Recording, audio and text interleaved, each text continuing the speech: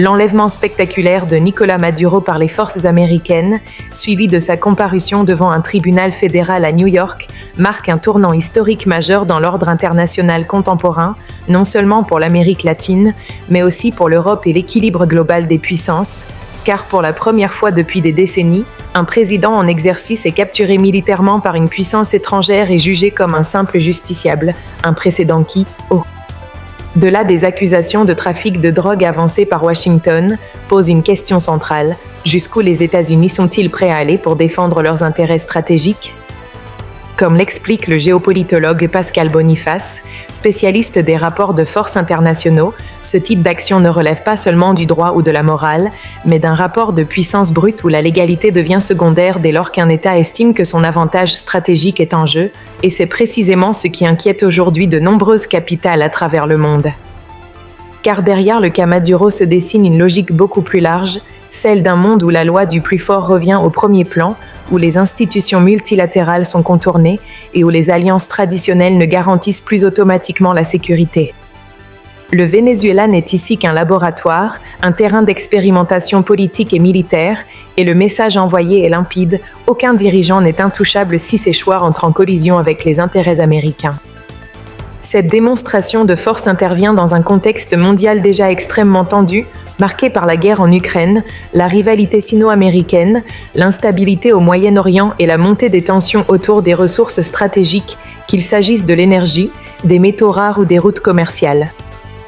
Dans ce paysage explosif, l'Europe apparaît plus que jamais comme un acteur fragile, dépendant militairement des États-Unis via l'OTAN, économiquement exposée aux pressions chinoises et politiquement divisée, incapable de parler d'une seule voix lorsqu'un événement majeur remet en cause les fondements du droit international.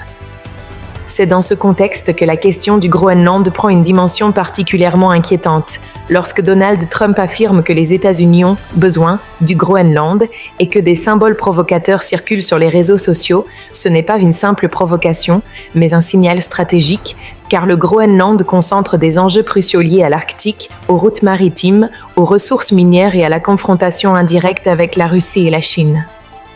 Comme le souligne Pascal Boniface, si une telle hypothèse devait se concrétiser, ni le Danemark ni l'Union européenne ne disposeraient aujourd'hui des moyens militaires, politiques ou diplomatiques suffisants pour s'y opposer efficacement, révélant une vérité dérangeante. L'Europe dépend encore largement de la protection américaine tout en étant potentiellement vulnérable à ses ambitions.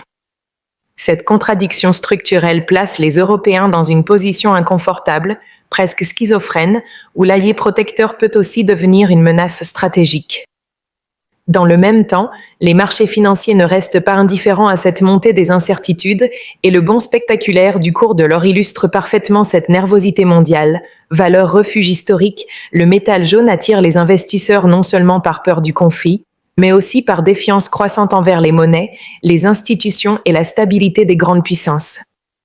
L'or n'est plus seulement un refuge, il devient un baromètre politique, un indicateur de la perte de confiance dans l'ordre international tel qu'il a été construit depuis la fin de la guerre froide. Ce que nous vivons aujourd'hui n'est donc pas une succession d'événements isolés, mais une recomposition profonde du système mondial où la force, la dissuasion et l'unilatéralisme reprennent le dessus sur la coopération et le multilatéralisme.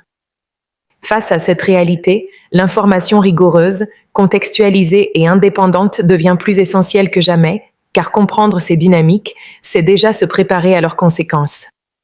Si tu veux soutenir ce travail de décryptage et permettre à la chaîne de continuer à analyser l'actualité mondiale avec profondeur, abonne-toi dès maintenant. Si nous atteignons les 10 000 abonnés avant le 15 janvier, nous publierons jusqu'à 10 vidéos d'informations par jour pour décrypter en continu les grandes mutations géopolitiques qui façonnent le monde de demain.